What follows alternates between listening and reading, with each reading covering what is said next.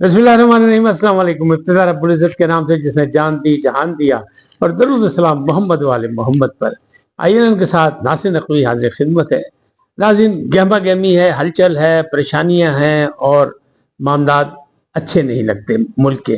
और दूसरी तरफ से गर्मी का भी बड़ा जोर है, आसमान भी आग बरसा रहा है। तो पाकिस्तान की हुकूमत भी परेशान है और पाकिस्तान के अवाम भी परेशान है, अदलिया भी परेशान है, सियासतदान भी परेशान है। मामला जो है बाकायदा आमने सामने हुए हैं। कहाँ कैसे बहुत सी चीज़ें मैं आपको बताने लगा हूँ। तो खबरें बहुत ज़्यादा हैं, जल्दी जल्दी कोशिश करता हूँ। तहरीक इंसाफ के ऑफिस पर CDA का हमला यानी लश्कर कशी और बाकायदा लश्कर कशी उन्होंने की। ये क्या हुआ? अवामी जमहूरिया चीन जो है वो नई जंग की तैयारी में है। ये नई जंग किससे लड़ने जा रहा है? भारत हरगिज नहीं है, ये मैं आपको पहले बता रहा हूँ। अच्छा, गंदम बिजली के बाद अब चीनी बहरान का सामना हमें और आपको करना होगा। ये क्या है सूरत हाल, इससे आगाही दूंगा। सुप्रीम कोर्ट में माफी का मौसम आ गया। अल्लाह करे ये माफी का मौसम जो है सबको याद रहे और आइंदा अपनी अपनी गलतियों की लोग माफी मांगते रहे। सुप्रीम कोर्ट ने तो एक अच्छी मिसाल कायम की, लेकिन हम और आप भी अपने रवैये बदलें। अच्छा, वो जो अहमद फराज की गुमशुदगी का किस्सा, वो कहाँ तक चला, क्या हुआ, कैसे हुआ, ये सारी चीजें आपको बताऊंगा। तो पहली बात करते हैं कि तहरीक इंसाफ पर लश्कर कशी जो है वो क्या की, कैसे की गई, उसकी तफसीलात बताते हैं। लेकिन पहले आपसे गुजारिश क्या है, इनको सब्सक्राइब करें, लाइक करें, घंटी का बटन दबाना न भूलें और अपनी कीमती राय का इजहार अपनी शख्सियत के मुताबिक करें। जी नाज़रीन, CDA ने हमला किया, लश्कर कशी की, बाकायदा बुलडोजर, मार धार, तोड़ फोड़, बाहर भी अंदर भी। उन पर इल्जाम यह है कि तहरीक इंसाफ को 2020 से नोटिस जारी किए गए थे, लेकिन उन्होंने बिल्डिंग में दो इमारत बिल्डिंग लाज की खिलाफ वर्जी करते हुए दो यानी मंजिलें बना ली और नाजायज तजावजात भी की। कंटेनर भी दाएं बाएं रख के इलाका बंद कर दिया, यानी घेर लिया, रास्ता घेर लिया। तो लोगों की मुश्किलात को निजात दिलाने के लिए ये लश्कर कशी की गई। लेकिन नोटिस किए गए थे 2020 में, 21 में और 22 में, जब तहरीक इंसाफ की हुकूमत थी। तो इसका क्या मतलब है? इसका मतलब यह है कि CDA ने भी ताखिरी हरबे इस्तेमाल की और तहरीक इंसाफ ने भी। दोनों तरफ से जिम्मेदारी का मुजाहरा नहीं किया गया और 3-4 साल गुजरने के बावजूद तहरीक इंसाफ ने उसका कोई इजाला नहीं किया, बंदोबस्त नहीं किया कि अगर उसकी कोई चीज खुद से कम कर लेते, खुद से तोड़ फोड़ कर लेते, सफाई करते, तो ऐसा नुकसान ना होता। अब ये जो लश्कर कशी हुई, इसमें आमिर साहब जो है वो आमिर मुगल साहब वो भी गिरफ्तार हुए, उनके साथ और लोग भी गिरफ्तार हुए। लेकिन मामला जो था वो बाकायदा एक टेंशन पैदा हो गई वहां। तो कहने वाले कह रहे हैं कि चूंकि इस वक्त दौर चल रहा है तहरीक इंसाफ पर मुश्किल का, तो दबाव के लिए सब कुछ किया जा रहा है। हुकूमत जान के ये हरबे इस्तेमाल करी, लिहाजा हुकूमत में भी इतराज आ रहा है, CDA पे भी इतराज आ रहा है कि जनाब नोटिस जब पहले किए थे 3-4 साल पहले, तो फिर कार्रवाई अब क्यों की गई है? तो सवाल निशान बन गया है ये भी। और ये होता है, ये सियासत में जमहूरियत का ये भी एक हुस्न है। अच्छा, अवामी जमहूरिया चीन नई जंग के लिए तैयार, भारत से मैंने कहा बिल्कुल नहीं। ये कौन है? ये एक ऐसे मुल्क से तैयार है जिसके पुश्त पनाही पर बड़ी बड़ी ताकतें मौजूद हैं, उससे उसने फड्डा डाल दिया। फड्डा क्या डाला है, कौन सा मुल्क है, ये मैं आपको बताने लगा हूं। तो आम तौर पर इस वक्त जदीद दौर है, मिसाइल का दौर है, फिजाई लड़ाई का दौर है। इसमें अब पानी जंगें शुरू होने लगी, पानी की बहरिया की लड़ाई शुरू होने वाली है इस जंग के बाद। क्यों कि चीन ने ताइवान के जो हैं वो बाकायदा तकरीबन 50 जहाज रोक लिए और उन्होंने कहा नहीं जी, इनको जाने नहीं देंगे। अब इस पर बड़ा तिलमिला रहा है कौन? अमेरिका बहादुर, क्योंकि वो उनका हिमायती है, सरपरस्त है। और उन्होंने कहा ये खिलाफ वर्जी की है, ये हमसे जो मुआहदा किया, जो बातचीत तय है उसके मुताबिक करें, नहीं तो फिर जनाब नहीं जान देना। तो बहुत बड़ा मसला है ये। तकरीबन 50 जहाज रोक लिए हैं। तो आइंदा 24 घंटों में या 48 घंटों में ये बात पता लग जाएगी कि जनाब इसका रद्द अमल अमेरिका का क्या है, ताइवान का क्या है और उनके करीबी जो इत्तेहादी हैं उनका क्या है, और इसमें जो तिजारती सामान है जिन जिन का है उनका क्या है। ये सारी चीज़ें सामने आ जाएंगी कि मुफाहमत से बात होती है या लड़ाई की बात आती है, लेकिन एक रास्ता या एक बुनियाद बन गई है। अच्छा, गंदम और बिजली का बहरान हम लोगों ने बर्दाश्त किया। बिजली तो अभी भी महंगी हो रही है, मजीद महंगी होगी। IMF कह रहे हैं, तो अवाम पे इसका मसला बनेगा। गंदम का भी हुआ कि किसान परेशान, अवाम परेशान। लेकिन पंजाब हुकूमत तो खैर रोटी मजीद सस्ती उसने कर दी, 12 रुपए कर दी है। अब गंदम खरीद नहीं रही। अपोजिशन जमातें ये कह रही है कि जनाब चाचू ने और भतीजी ने वक्त बात है अवाम, लेकिन अभी वो मसला हल नहीं हुआ कि चीनी के जो फैक्ट्री ऑनर है, मालकान है चीनी के, چینی مافیا وہ وزیر اعظم تک پہنچ گیا. انہوں نے کہا جناب سانو باقاعدہ ایکسپورٹ کرنے کی اجازت دو چینی. اگر ہم ایکسپورٹ نہیں کریں گے تو ہم کسانوں کو, کاشتکاروں کو ہم گنے کی قیمت نہیں ادا کر سکتے. ہم مقروض ہیں, ہم نے پیسے دینے ہیں, اور اگر ہم اس کو ایکسپورٹ کر دیں گے تو باقاعدہ زر مبادلہ بھی آئے گا, اس کا بھی فائدہ ہوگا اور ہمیں بھی فائدہ ہوگا اور ہم کاشتکاروں کو بھی پیسے دے سکیں گے.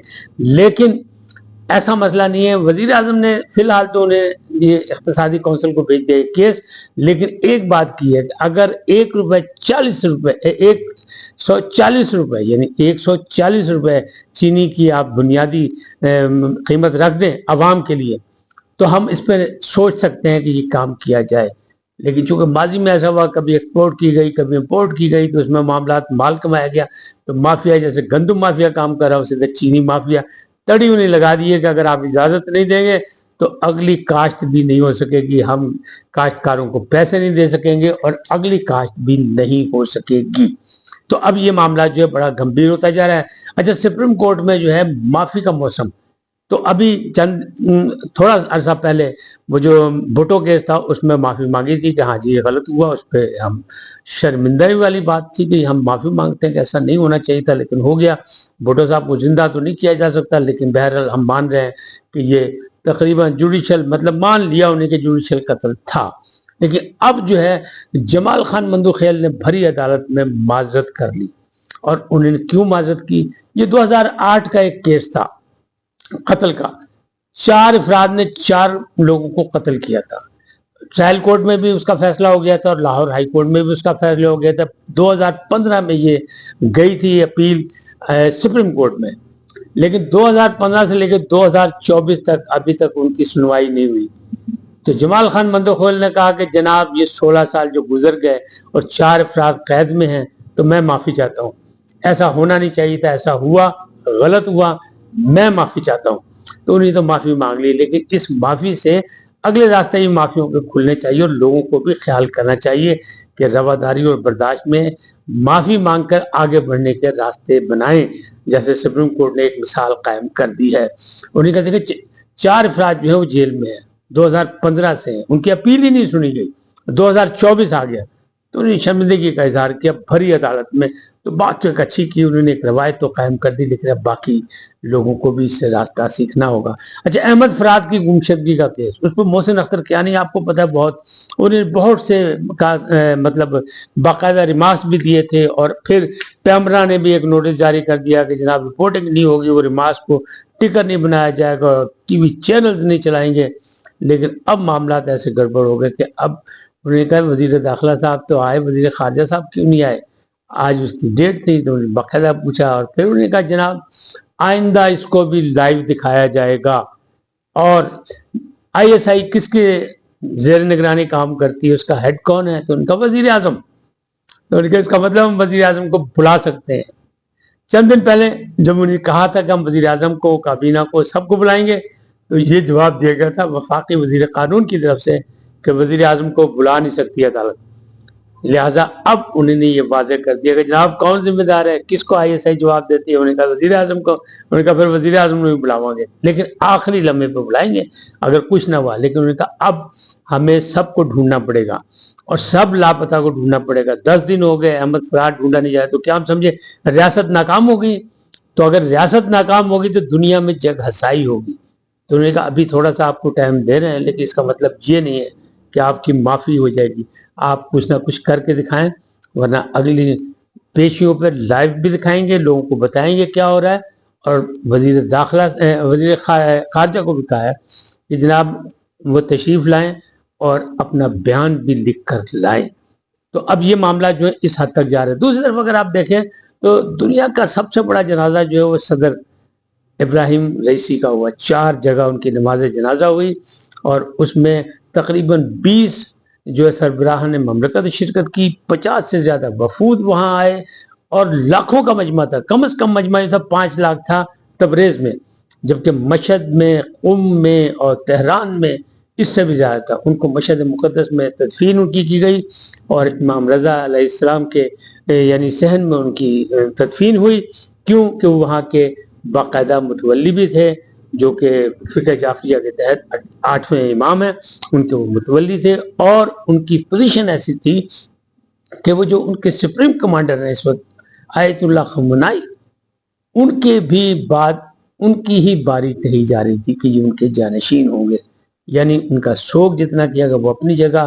آیت اللہ خمینی جو ہے وہ صدر رئیسی کے گھر بھی گئے تعزیت کے لیے، ان کے اہل خانہ سے بھی ملے، تو یہ انہوں نے اپنی ایک روایت کے مطابق سارا کچھ کیا، اور ایک دنیا کا سب سے بڑا، کہنے والے کہتے ہیں 7 دن تقریبات جاری رہی تھی ملکہ الزبتھ کی، لیکن یہ جنازہ جو ہے امام خمینی کے بعد سب سے بڑا جنازہ دنیا کا ہے، یہ کہا جا رہا ہے۔ اللہ ان کے درجات بلند کرے، ان کے ساتھ جو شہداء تھے ان کے بلند کرے۔ تحقیقات جاری ہیں، ابھی نہیں پتہ لگا کہ یہ حادثہ تھا یا کوئی سازش۔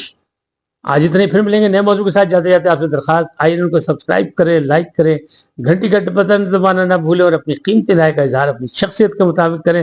سدا سلامت رہیں، اللہ نے کے بعد۔